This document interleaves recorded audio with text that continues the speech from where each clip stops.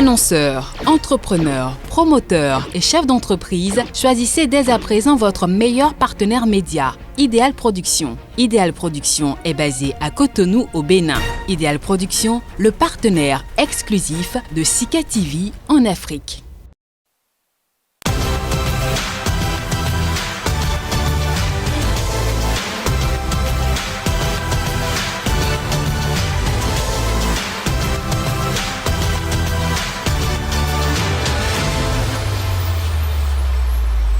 Bienvenue à tous, mesdames, messieurs. Paul Rompé, nommé chef de file de l'opposition. Le sujet ne laisse presque personne indifférent. Vous êtes sans doute rendu compte et continue de susciter analyses et commentaires de tout genre. Après un premier plateau, 100% Bénin voudrait lui dédier un second.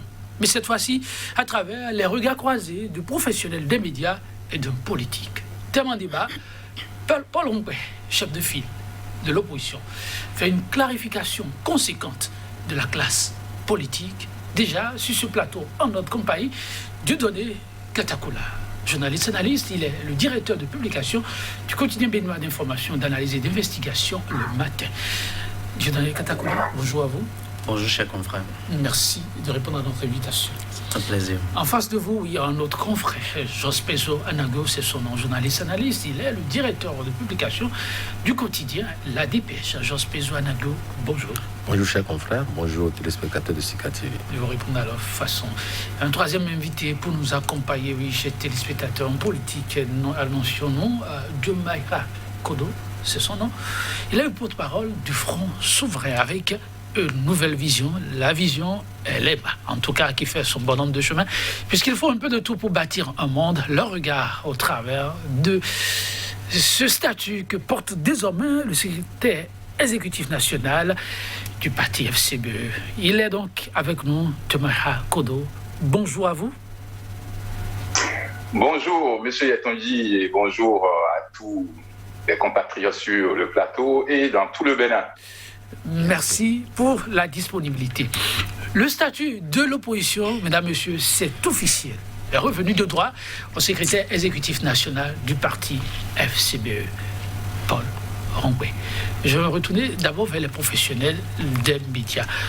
Je me retourne d'abord vers Dieudonné Katakula. Que vous inspire ce nouveau statut que porte le secrétaire exécutif national du parti FCBE? Bon, la question ainsi posée, c'est comme si la loi est faite juste pour M. Paul Rompé. Non, je crois qu'il faut regarder du côté du statut de l'opposition et voir les conditions dans lesquelles il est dit qu'on pourrait nommer le chef de file de l'opposition et les processus de nomination de ce chef de file de l'opposition. Je constate simplement que nous sommes en train de rentrer de plein pied dans la mise en œuvre de ce qui est déjà entamé par rapport aux réformes politiques en vigueur depuis un certain temps dans le pays. Et donc, cette nomination n'est qu'une formalisation d'une situation qui existait déjà de fait après les élections municipales et communales de 2020. Donc, c'est conformément au texte, conformément au statut de l'opposition, qu'il est dit que par décret pris en Conseil des ministres, on nomme le chef de file de l'opposition et les conditions que doit remplir ce chef de file de l'opposition sont définies par cette loi qui date de 2019. Je ne sais pas s'il faut faire un débat juridique, aller dans les détails, mais je pense que ce n'est qu'une décision prise, un décret pris pour se conformer à ce que dit la loi. Alors, qu'est-ce que cela apporte désormais au débat public et politique? On y revient. Mais avant, oui, la même question, je vous la pose. Qu'est-ce que cela vous inspire? Merci, cher confrère. D'abord, deux sentiments de désolation. Enfin, les deux sentiments vont dans le sens de la désolation, dans la mesure où on observe que, c'est vrai, mon confrère tout à l'heure a argué de ce que on est dans la droite ligne d'un processus qui avait démarré depuis.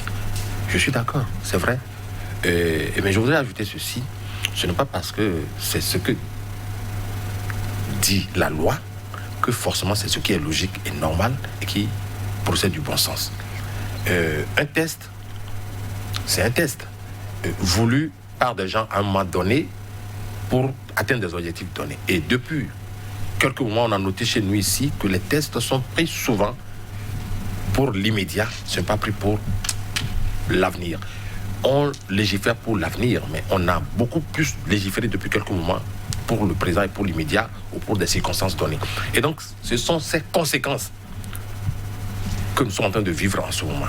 Et cela s'explique dans la mesure où je voudrais m'éviter, n'est-ce pas, de focaliser mon attention sur la personne qui est aujourd'hui le chef de file de l'opposition. Mais je voudrais plutôt nous inviter à regarder le parti qui est supposé être le parti de l'opposition, dont le chef en est le secrétaire général. Tout est parti de là en réalité, parce que c'est un parti qui a été monté, un mouvement politique qui a été monté de toutes pièces pour jouer ce rôle. Et tout le monde s'attendait. C'est sans grande surprise, en fait, lorsque cette nouvelle-là est tombée, on se dit, c'est ce qui était prévu pour se faire. Donc, on ne se faisait pas d'illusions. Pas parce que les tests sont propres pour générer une telle situation, mais les tests ont été créés, montés, mis exprès en place pour créer la situation qui est celle-là. Chacun son regard.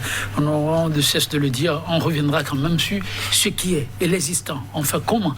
Puisque la réalité, elle est là. Ça, c'est une question qu'il faut pouvoir se poser. On y revient, mais avant, je vais retourner vers M. Djomaïha Kodo dans la vision LMA avec, il faut quand même le dire, c'est appelé de tout vœu un statut pour un chef de file de l'opposition. Hier, on voyait les gens s'octroyer presque ce titre, saisissait de nom. Aujourd'hui, dans les faits, institué. Et l'autorité pouvait ne pas passer à l'acte. Mais c'est une consécration d'un vœu longtemps caressé, M. Djomaïha. Oui, merci, M. Yatonji. Merci aux confrères qui ont déjà parlé avant moi. Vous savez que je représente ici sur le plateau le parti politique qu'on appelle le Front Souverain avec la vision LMA et que nous existons sur l'échiquier politique depuis 2016, date d'arrivée au pouvoir du président Talon.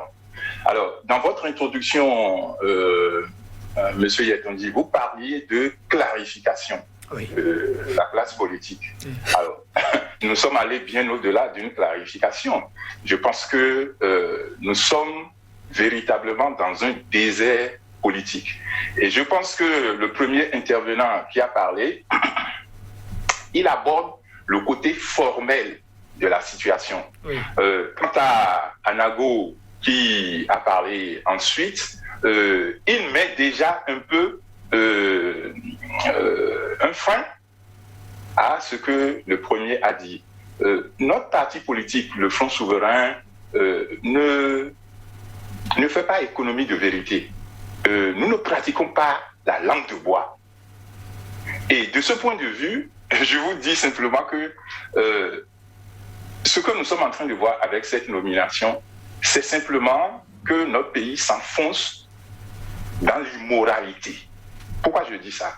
Vous devez tous vous rappeler que le choix de Patrice Talon en 2016, c'est déjà un choix de conflit d'intérêts et de délit d'initié.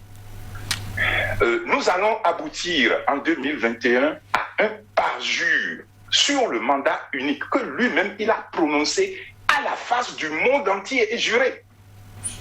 Et pour finir maintenant par la nomination de quelqu'un que nous on appelle carrément le traître de ses amis politiques qu'on vient en fait d'auréoler de gloire. Où va notre pays comme ça? C'est un signal extrêmement grave envoyé à la jeune génération. Et ce signal-là, la jeune génération risque de la traîner comme un boulet au pied pour des dizaines d'années.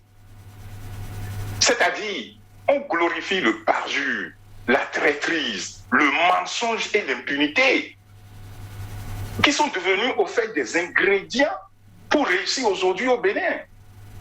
Comment allons-nous désormais expliquer à la jeune génération que pour réussir, il n'est point nécessaire de marcher sur le cadavre de l'autre?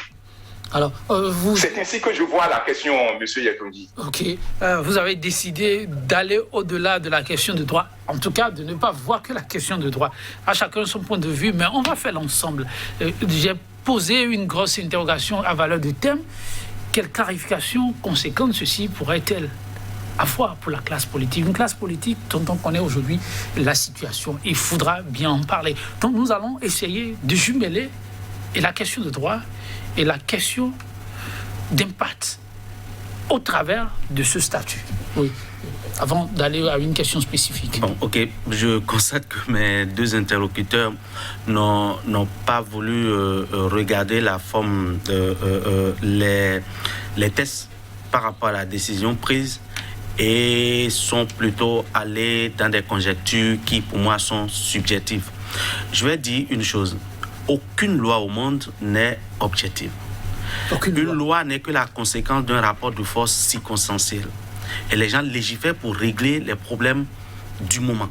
C'est-à-dire, je prends un exemple, nous avons un problème aujourd'hui, nous avons des tests qui ne nous permettent pas d'avancer. On s'assoit, on se réunit et on adapte ces tests par rapport aux défis du temps. Donc, aucune loi au monde, fût-elle votée aux États-Unis partout, n'est que la conséquence des rapports de force du moment. Et ça se traduit par les positions qu'il y a à l'Assemblée nationale, les positions qu'il y a au niveau des partis politiques à l'Assemblée nationale. Vous voyez aux États-Unis ou en France, les lois votées sont la conséquence du nombre d'élus que le président qui présente la loi a. Fût-il que la loi soit vraiment la bonne panacée pour la population ou que ces lois soient des lois qui terrorisent même une partie de la population. Pour revenir à notre débat, vous avez posé le problème de clarification. Oui. Et la loi de 2019 qui a été appliquée, pour moi, elle vient clarifier effectivement les choses. Et dans cette loi, vous voyez à l'article 7, on parle de chef de l'opposition. Et on peut avoir plusieurs chefs de l'opposition. Le chef de l'opposition, c'est celui qui réussit à avoir un groupe parlementaire à l'Assemblée nationale. C'est un des chefs de l'opposition. Lorsqu'il est responsable d'un groupe de partis politiques aussi, qui peut avoir un groupe parlementaire à l'Assemblée nationale, c'est un chef de l'opposition. Mais le chef de file de l'opposition, c'est différent. Et quand vous allez dans l'article 8 de la loi, c'est clair.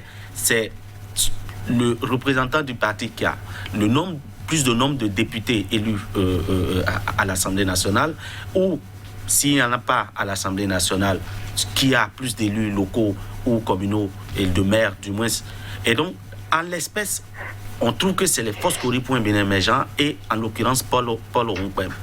Que l'on dise que on est rentré dans le parjure, je ne vois pas ce qu'il y a, enfin, le lien qu'il y a entre la nomination d'un chef de l'opposition selon les termes de la loi en vigueur et le fait qu'on dise qu'on a érigé le parjure et autres et qu'on ne donne pas le bon exemple à la jeune génération. Et pour moi, en tant que devancier ONE, ce qu'on doit enseigner à la jeune génération, c'est déjà le respect des tests en vigueur.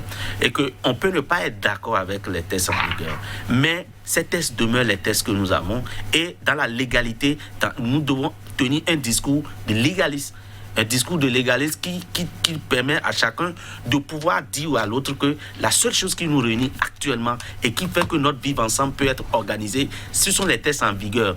Et l'absence de tests, c'est l'anarchie. Et vous savez, nous tous, que l'anarchie ne promet rien de bon pour un État. Donc, je voudrais que le débat se fasse autour de ce qui est autour des tests et non autour de conjectures. Vraiment, quand on dit là, voici. Voilà. Donc, pour moi, je voudrais je répète encore une fois, oui, c'est la volonté de monsieur Dieudonné Katakula. Est-ce qu'on peut rester essentiellement là? Je suis tenté d'abord de retourner avec la permission de Jos Peso la parole à monsieur Djomaïra. Oui, monsieur Djomaïra, oui. Pourquoi ne pas vouloir être, pour reprendre l'expression de monsieur Katakula, simplement légaliste? Non, mais attendez, vous voyez, il s'appelle Dieudonné, c'est ça? Oui, Dieudonné Katakula, oui. Bien, monsieur Katakula, vous avez parlé dans votre intervention de rapport de force. Nous sommes ici véritablement dans ce qu'on appelle ce rapport de force, mais un rapport de force injuste. Pour bâtir une société, il faut se fonder sur des lois, nous sommes d'accord. Mais encore faudrait-il que ces lois-là soient justes. Si les lois ne sont pas justes, vous créez de l'injustice. Et sur la base de lois, nous avons connu des dictatures dans le monde. Et cette dictature-là, on dit, mais nous sommes en train de gérer la société pour le bien de tout le monde. Nous avons des autocrates qui prennent le pouvoir, qui votent des lois et qui disent, ces lois-là, c'est pour vous, mais c'est pour eux qui bâtissent la loi. J'ai bien commencé mon intervention en vous disant ceci, qu'il faut repartir voir qui est venu au pouvoir dans notre pays en 2016. Tout ce qu'il a fait depuis 2018, lorsqu'il a commencé à faire ses réformes, il n'a pris que des lois, il n'a fait voter que des lois crisoles, et encore dans des conditions assez contestables. Bien sûr qu'il faut être légaliste, mais pour construire une société, c'est encore autre chose. Il faut un peu de tout pour vous, pour pouvoir construire la société, pas que la loi, parce que la loi va être injuste. Non, la loi, oui. Comme je crois que c'est monsieur Anago qui l'a dit, la loi ne doit pas être opportuniste. C'est ça. La loi est construite pas pour soi, que pour soi ou pour un groupe d'individus dans la société. La loi doit être bâtie pour servir le peuple, pour servir la construction d'une nation. Est-ce que nous sommes dans ce cas depuis 2016? C'est la question qui se pose. Parce que je vais juste donner un exemple. Oui. Je vais juste donner un exemple. Okay. Là, on vient de nous parler de la nomination du chef de file de l'opposition. Oui. Bien sûr, on peut se fonder sur les lois comme Dieudonné l'a dit. La loi de 2019 ou l'article 7 de la loi de 2001 ou quelque chose comme ça. On peut se fonder sur ça pour se justifier. Mais qu'est-ce que le président de la République a à attendre jusqu'après ces élections pour dire « je choisis telle personne comme chef de l'opposition ». Il n'y a aucune raison fondamentale qui justifie ceci et qui soit fondée sur la loi. Si c'est vraiment fondé sur la loi, le chef de file de l'opposition qui est nommé, il n'a aucune représentation au Parlement. Il y a 6 maires sur 77 qui sont avec lui. Quelle est la loi dans un pays qui dit de choisir un chef de file de l'opposition qui a une image aussi minable? Moi, je ne crois pas que cette loi-là soit vraiment fondée pour diriger notre société. On reviendra sur les valeurs que vous évoquez et voir si on peut se permettre de faire une jonction entre la loi et ce que vous qualifiez d'éléments fondateurs pour une république. Mais en attendant, permettez la réaction de M. Jos Pezo-Anago sur la question, oui, de la légalité. Pourquoi s'en éloigner? Je ne me suis d'ailleurs pas éloigné de la légalité, pas du tout. Je reste légaliste et je reconnais, je voudrais dire ici, c'est prouvé un peu partout que on met en place, il peut plaire à quelqu'un ou à un groupe de gens de mettre en place des tests chrysogènes, à la limite chrysogènes, des tests qui posent problème, qui créent des frustrations, qui font dégénérer. On en a plein. J'ai en face de moi un journaliste qui peut le reconnaître, que des tests ont mis à feu et à sang des nations. Je ne nous le souhaite pas. Et donc, on le fait juste de façon circonstancielle. On le fait de façon opportuniste, comme l'a dit... Quand on prend le cas d'espèce qui nous réunit, ce statut de l'opposition, d'abord, je le disais à l'entame, c'est souhaité il y a longtemps qu'on puisse avoir un chef de file de l'opposition. Aujourd'hui, c'est au regard des tests de loi que Colomb se trouve à aborder de ce titre-là. Il faut pouvoir le reconnaître. Est-ce que le débat du profil et du parti s'oppose vraiment? J'ai évité, dès l'entame de cette émission, de faire abstraction de la personnalité ou du personnage en jeu. J'ai évoqué le nom du parti politique sur la scène ou sur l'échiquier national ou politique national. Et j'ai dit, quand on observe le parti politique qui a généré, parce que je ne pense pas que ce personnage puisse être aujourd'hui évoqué s'il n'y a pas eu un parti politique, la FCPE. Donc je suis à l'aise pour ne pas parler du personnage, mais je voudrais parler du parti qui a offert ou qui a généré le chef de file de l'opposition. Je voudrais m'en tenir à cette approche. Allez-y. Pour dire que, en fait, nous n'allons pas inventer le fil à couper le beurre. Le rôle ou les rôles de l'opposition sont connus par le monde.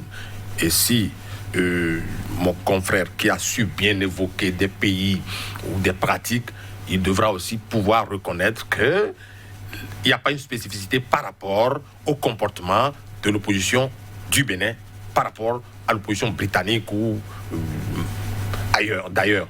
Donc, si on est d'accord là-dessus, je voudrais nous rappeler que l'opposition a un rôle qui lui est collé. L'opposition, on se retrouve dans l'opposition où l'opposition est désignée comme étant un groupe politique ou un mouvement politique, un groupe politique qui a été mis de côté, qui a été mis hors de l'exécutif, qui n'exécute pas. On a aussi appris que l'opposition propose, critique et même prend le pouvoir, enfin, pas par la force, par les règles édictées. Donc, on sait à peu près le mécanisme qui fait fonctionner l'opposition. Et c'est pourquoi j'ai évoqué tantôt le nom de ce parti qui nous a offert en griffe un chef de l'opposition pour dire, mais quand on repart voir ce parti, est-ce que les rôles dévolus à l'opposition de par le monde, ces rôles ont-ils été joués par ce parti politique? Moi, de mon point de vue, je dis non. Puisque c'est sur la base d'un mécanisme reconnu, d'un standard reconnu que fonctionne l'opposition. Et dans le cas d'espèce, ce parti dit de l'opposition, je pèse mes mots, n'a pas à ma connaissance joué ce rôle jusque-là. Et donc je dis c'est un non surfait. C'est une mission commanditée de vieille date parce qu'en fait ça a été prémédité. Et c'est là où moi j'ai dit on a fait recours à des tests qui sont de mauvais tests. Parce que si c'est ça qu'on voudrait que je lâche, je vais le lâcher, qui sont de mauvais tests, n'en déplaise à mon confrère qui estime qu'aucune loi n'est sans histoire. Non, je dis ailleurs même. Et là, lorsqu'il a cité certains pays, je l'invite à repartir pour revenir me dire, oui, là-bas même, on octroie à l'opposition des prérogatives pour intervenir et contribuer à améliorer même les lois. L'opposition qui n'est pas au pouvoir, on lui offre des opportunités, que ce soit en France ou en Grande-Bretagne, pour participer à la mise en place de tests qui peuvent créer plus de cohésion dans la vie politique. Ce qui se fait actuellement, est-ce qu'on ne peut pas considérer que c'est un point de départ? De mon point de vue, je dis,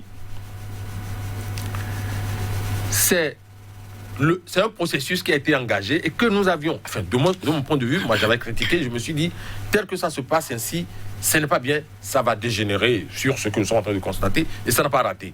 Et je dis, à cette allure, mais nous aurons quelle opposition? Puisqu'on connaît les rôles, les fonctions d'une opposition.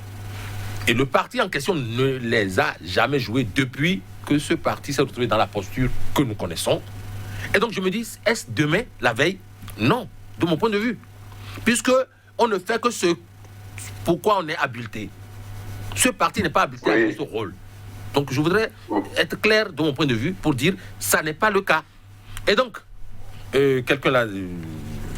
M. Diomaha l'a dit tantôt, c'est vrai aussi que on me renverrait vers les tests, mais je dis, l'opposition, tout à l'heure quand j'ai cité le rôle, ou les rôles de l'opposition, les fonctions de l'opposition, je n'ai pas dit que ça doit être spécifiquement un parti qui a obtenu 6 députés, ou enfin, 6 postes sur 6 députés sur 77. On peut ne pas avoir du tout alors de députés. Pas 6 députés, 6 maires, excusez-moi. On peut ne pas avoir 6 maires et être parti d'opposition. Donc moi je dis, être parti d'opposition, ce n'est pas une spécificité béninoise. Ça existe.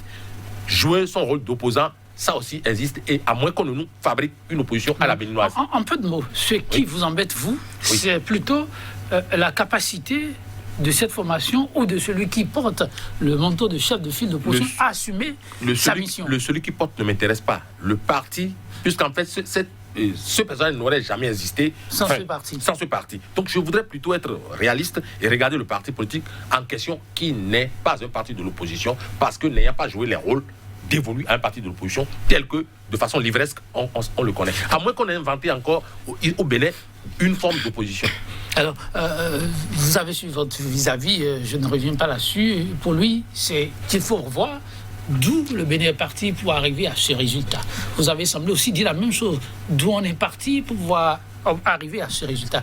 Mais alors, avec le résultat obtenu, qu'est-ce qu'on peut espérer politiquement ou pour le paysage politique béninois, d'après vous? Je constate que, ma position est un peu différente de celle de deux autres. Oui. Et que les deux autres, quand ils parlent, je préfère mettre leur temps de parole comme allant dans le même sens. Et donc, vous allez me permettre aussi de... S'il y a des éléments... Un peu plus de temps de parole pour que votre débat soit un peu plus animé. Vous comprenez? Parce qu'il y en a deux qui vont presque dans le même sens. Et donc, je me retrouve seul par rapport à ma façon de voir la chose. Chacun son point de vue. Donc, c'est une question de paradigme, pour nous, selon moi. Ça dépend de la façon dont on aborde la question. Pour mieux aborder la préoccupation, votre vis-à-vis, l'un des invités, il y a M. Djomara Sutou qui disait, oui, des tests de loi, oui, il faut rester légaliste, mais qu'on a connu des républiques où c'est au nom de la loi que tout a été perverti. C'est vrai ça? Je vais vous dire une chose. Vous voyez, quand l'on refuse d'être légaliste, lorsqu'on refuse d'utiliser les moyens légaux de conquête ou d'activisme politique, ça conduit à des extrémités qu'on ne souhaite pas. Je suis toujours dans la même logique. Je suis toujours dans la même logique. Lorsqu'on dénie aux tests qui existent actuellement leur validité, lorsqu'on dénie l'organisation politique ou les tests qu'il y a aujourd'hui, lorsqu'on dénie l'existence même, on renie même l'existence de ces tests. Alors on appelle le peuple, la population. Vous reniez les tests qui existent? On dit. Non, pour situer le débat. Je comprends que nous avons de mauvais tests. Et ça, là n'est pas de mauvais tests. Je le dis. Voilà, ça il dit que ce n'est pas des tests à respecter. Nous sommes dans une république quand même.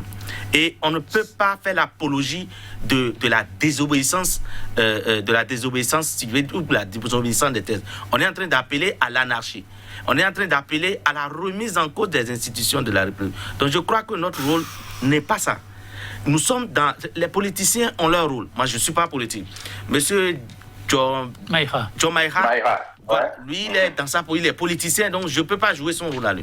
Mais moi, en tant que journaliste, nous nous basons sur des principes. Et nos principes, c'est les tests qui sont là. Nous ne pouvons pas inventer d'autres tests ou baser nos raisonnements sur d'autres tests. Deuxième chose, pour en venir à votre avec aujourd'hui, il se fait que c'est la personne de M. Paul Rompé qui est aujourd'hui nommé chef de file de l'opposition, conformément au test et à ce que je lis, à moins que ce ne soit pas les mêmes tests que nous lisons. À moins que ce ne soit pas les mêmes tests que nous. Et si nous lisons les mêmes tests, aujourd'hui, il a parlé de quelque chose, et ça, je lui concède peut-être quand il dit pourquoi c'est maintenant. Parce que peut-être on aurait pu nommer le chef de l'opposition depuis au lendemain des élections municipales. Puisque les tests disent que si à l'Assemblée, il n'y a pas d'élus, et que au niveau des élus locaux, c'est le parti qui a le plus d'élus ou qui a remporté le plus de voix. Et donc, pour moi, la décision prise par le Conseil des ministres est dans la droite ligne de ce que ces tests disent. Monsieur Paul Roupin, c'est à lui de porter ce costume de chef de file de l'opposition aujourd'hui. Et pour nous n'avons pas à regarder la personne de Paul Roupin ou autre. Il est responsable d'un parti politique déclaré, reconnu et enregistré. Il est celui qui s'est déclaré de l'opposition. Parce que pour qu'on vous nomme chef de file de l'opposition, vous devez vous déclarer de l'opposition et votre déclaration doit être enregistrée au ministère de l'Intérieur et publiée au journal officiel, soit par le ministère de l'Intérieur ou à la diligence de vous parti qui vous déclarez de l'opposition. Donc, pour moi, nous sommes dans la droite ligne des tests qui sont aujourd'hui dans la République et nous ne devons pas regarder la personne de Paul Rompé. Je crois que les autres partis politiques qui n'ont pas aujourd'hui d'élus, parce que les élections législatives de 2020, de 2019 du moins, n'ont pas permis à ces partis de participer. Et donc, ces partis n'ont qu'à travailler. Et lorsque ces partis ont des doléances, ils connaissent la mission d'un parti d'opposition ou d'un chef de l'opposition ou d'un chef de file de l'opposition. C'est de critiquer l'action gouvernementale. C'est de proposer un programme alternatif à ce qui se fait. C'est de pouvoir participer à un certain nombre de consultations si les fondamentaux ou les principes de la République sont mis en cause lorsqu'il s'agit de questions de souveraineté nationale, d'atteinte à la sûreté de l'État ou autre, qui soient consultés sur ces genres de questions. Donc, les partis politiques qui ne se sentent pas, qui n'ont pas les élus et pour pouvoir participer à un certain nombre de choses, aujourd'hui, ils ont quand même l'interlocuteur qui est Paul Rompé, qui peut porter leurs aspirations. Et moi, je crois qu'on n'a pas à le vouer aux gémonies ou à le jeter à la vindicte populaire. Je crois que c'est plutôt même une opportunité pour ces partis politiques aujourd'hui qui peut-être n'arrivent pas à prendre langue avec le pouvoir, mais qui peut-être à partir comme intermédiaire le chef de file de l'opposition, peuvent aider le pays à démarrer et peuvent participer quand même à la correction d'un certain nombre de choses dans le fonctionnement politique, puisque les tests dont nous nous dotons sont, écoutez, en 1990, nous avions une constitution, et je ne suis pas sûr que les tests électoraux, par exemple, que nous avons votés depuis 1990, que ces tests soient les mêmes jusqu'à aujourd'hui. Ça veut dire quoi? Je vous donne un simple exemple. Au début de l'expérience des élections municipales, chaque citoyen avait la possibilité d'être candidat indépendant.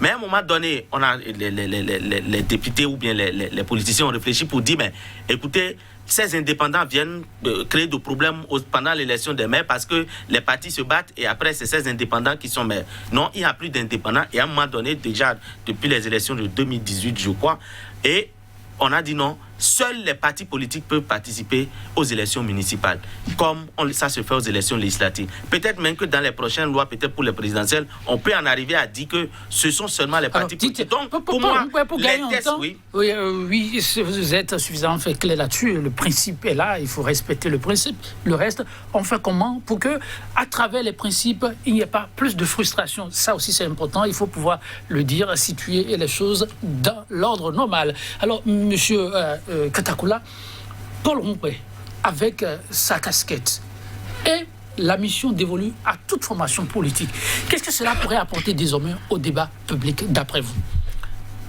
Pour moi, c'est que nous avons aujourd'hui, puisque ce qu'on a déploré beaucoup, nous avons un opposant, nous avons un chef de file de l'opposition qui pour moi est le porte-parole de l'opposition. Parce qu'un chef de file, lorsque vous voyez parfois, quand vous envoyez vos gens au reportage, on dit chef de file des partenaires techniques et financiers dans tel domaine. Donc, pour moi, M. Paul Rompé aujourd'hui est le porte-parole légalement reconnu de l'opposition.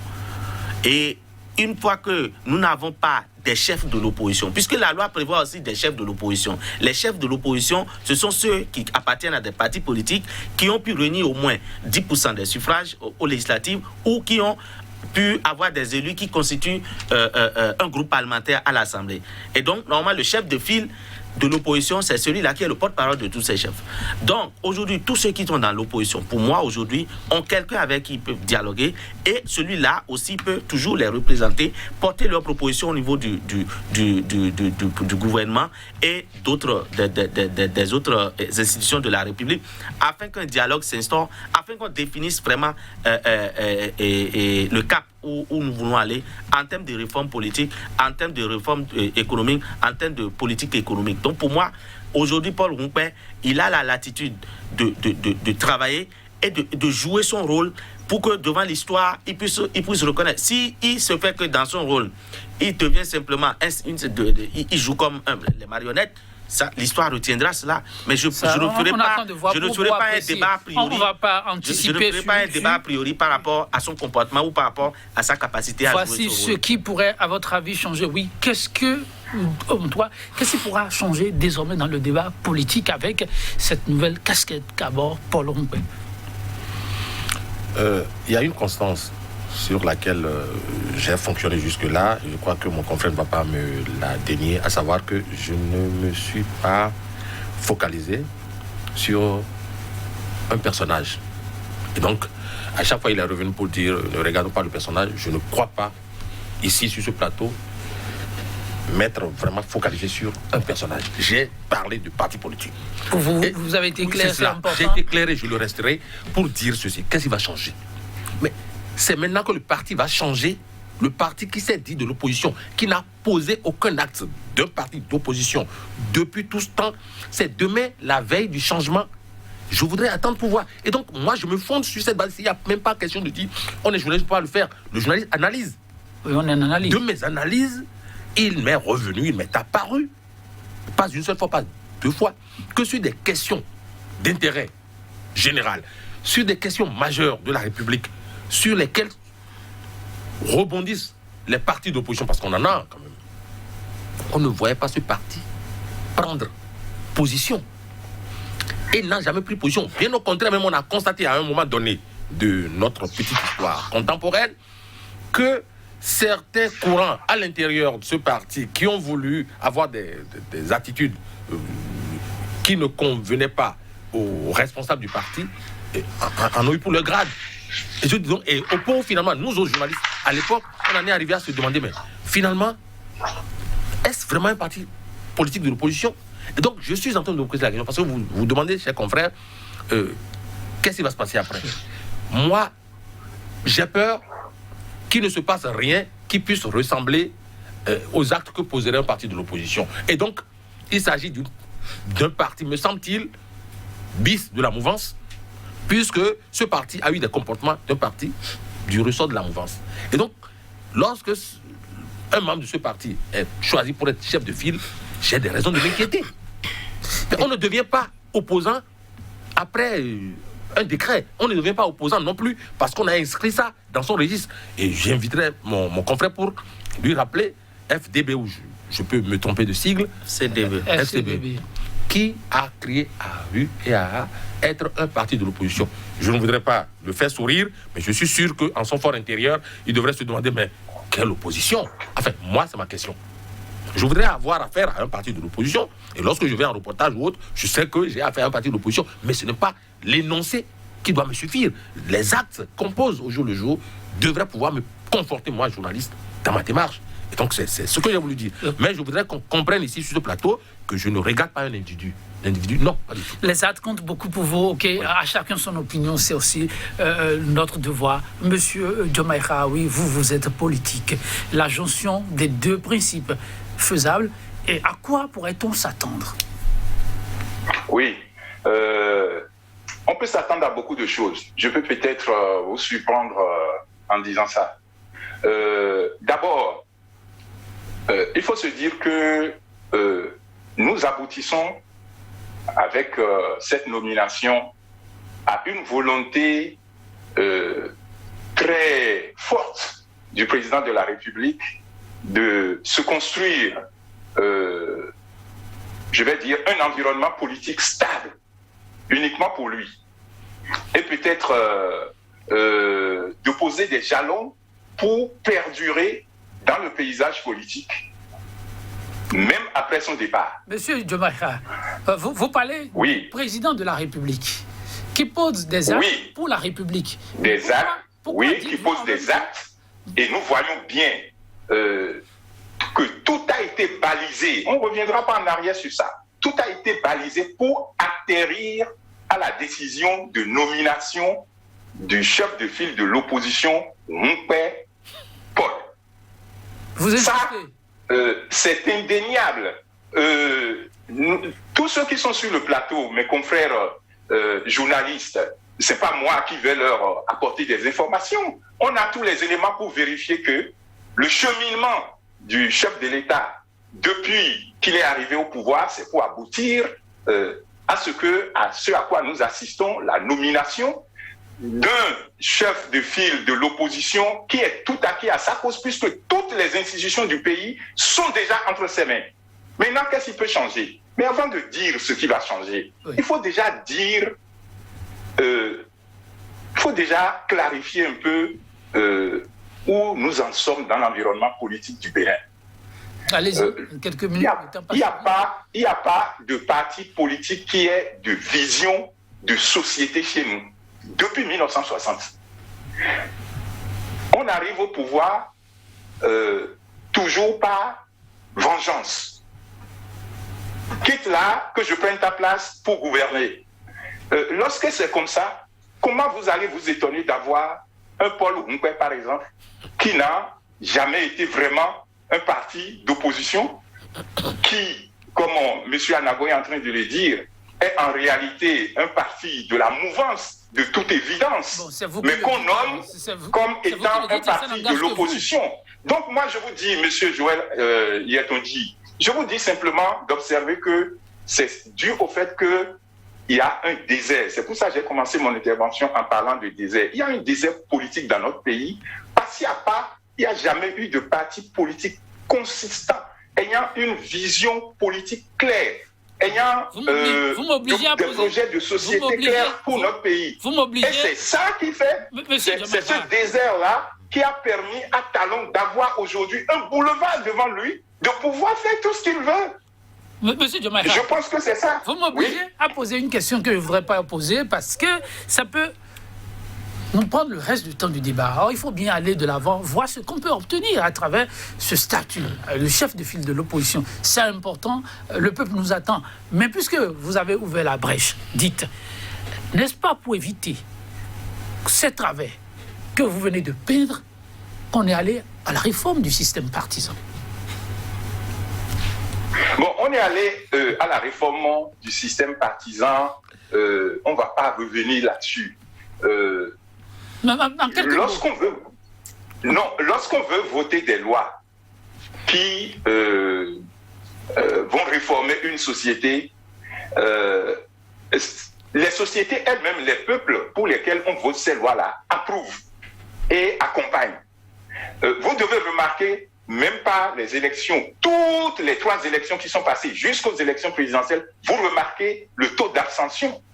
La population se sent écartée de la gestion du pouvoir. Et tout le monde voit que la situation politique du pays est critique aujourd'hui. Mais je dis que cette situation-là, c'est simplement une situation qui a démarré depuis la mort idéologique de tous les partis politiques au Bénin en 2016. Lorsque Talon est arrivé au pouvoir, il est arrivé avec cette situation et il a voulu faire quelque chose. C'est là où je vais rejoindre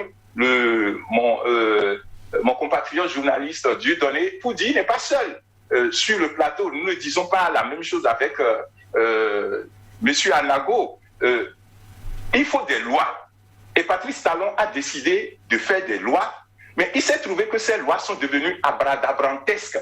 Pourquoi ces lois sont devenues abradabrantesques? Ces lois sont devenues abradabrantesques parce qu'il a simplement voulu faire des lois taillées sur mesure pour sa gouvernance. Or, ce n'est pas comme ça qu'on bâtit une société. Pour bâtir une société, ce qui a manqué à tout le monde avant d'arriver au pouvoir, comme ce qui manque à Talon avant d'arriver au pouvoir, c'est d'avoir établi pour le pays une vision politique claire, nette et précise. Ce que nous n'avons jamais. Alors, donc si vous voulez savoir ce qui va changer avec Paul Rumpé, nous allons voir quels sont les partis politiques qui sont dans le pays capables d'incarner une vision politique claire, nette et précise, qui vont orienter les discours politiques, qui vont orienter les débats, qui vont mettre au centre de tous les débats les questions économiques, la question de notre système éducatif, la question de l'emploi,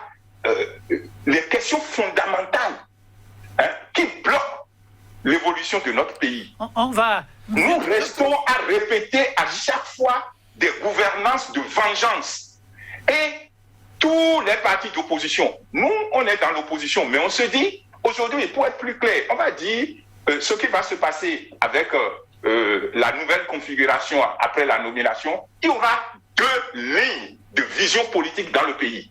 Il y aura la ligne de vision politique du Front souverain et la ligne de vision politique de tout le reste, c'est-à-dire la mouvance et ceux de l'opposition qui n'ont jamais eu de vision et qui mènent un combat de quitte là pour que je te remplace. C'est-à-dire un combat de je mets quelqu'un au... Pardon? Monsieur Diomaye, là, je trouve qu'il nous faudra, pourquoi pas, 2 différents numéros pour revenir sur ces questions. Nous allons faire un petit exercice, ça va être pour conclure. Avec le statut de chef de file de l'opposition, est-ce qu'il faut espérer pour le Bénin des années à venir?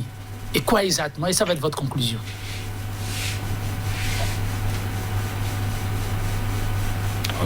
Vous parlez, c'est moi? Oui, c'est bien vous, et ça va être maintenant votre conclusion. Le temps est compliqué. Ah oui, d'accord, merci beaucoup.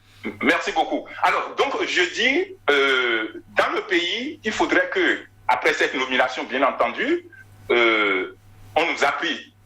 C'est une nomination de fait, comme tout ce qui a été fait depuis 2018. C'est pour les législatives, le communal, tout ça, jusqu'à présent, c'est des nominations. Nous sommes devant un État de fait. Comme le dit le journaliste, c'est la loi. Bien, si tu vas contre la loi, tu seras puni par la loi. Donc, vous ne pouvez rien. Maintenant, ce que nous disons, si vraiment nous allons changer de cap, bas la terre et aller de l'avant, il faut venir à un dialogue.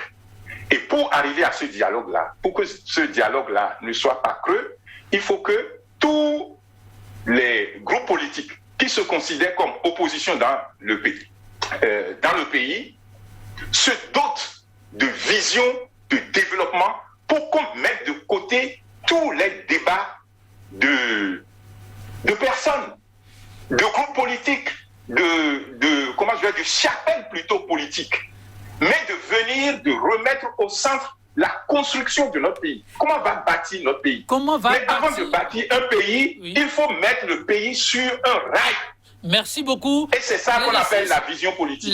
L'exercice, on va devoir le faire ensemble. Quelle vision pour le Bénin? Faut-il une vision standard? Pourquoi pas? Ça pourrait être le thème du prochain débat que nous ferons avec la disponibilité de nos invités. Mais en attendant, je vais me retourner vers les confrères qui vont devoir conclure.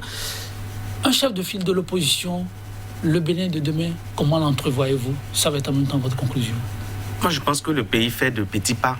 Le pays fait de petits pas et plus rien ne sera comme avant. Nous avons toujours tous déploré, on ne va pas le rappeler, l'anarchie qu'avait entraîné le libertinage politique issu au lendemain de la conférence de 1990 où on poursuivait la politique du grand nombre, multipartisme intégral. Mais nous avons tous constaté que cette anarchie nous conduisait ne faisait que l'affaire de certains marchands politiques et de gens qui privatisaient presque le pouvoir du fait de marchandage politique. Il suffit que quelqu'un soit un chef d'arrondissement quelque part ou peut arriver à faire du bruit dans une commune, il pouvait dicter même sa loi à un chef de l'État. Donc je crois que nous sommes en train de corriger tout cela et que la nomination d'un chef de file de l'opposition aujourd'hui dans le pays est aussi une avancée. C'est à Paul Rompet d'endosser ce costume et d'arriver à déjouer les pronostics de mes confrères comme Jos Pezo Anago ou comme monsieur qui ne peut pas jouer ce rôle. Merci beaucoup. Si le temps est complètement parti, vous l'avez compris, c'est le petit signe qu'on faisait tout à l'heure. Oui, Jos Pezo Anago. Non, bon, mais je voudrais espérer pour mon pays. Que ce ne soit pas le chef de l'État qui décide de qui sera son challenger, qui sera son opposant. Le jour où on va arriver à cette étape, nous aurons eu un beau pays, nous aurons réussi formidable.